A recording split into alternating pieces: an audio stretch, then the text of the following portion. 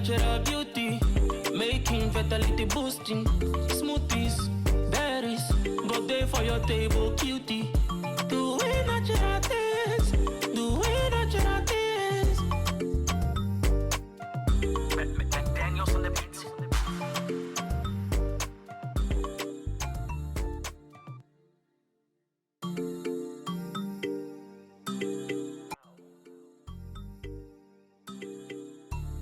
Who say woman no dey cook oh? Woman no dey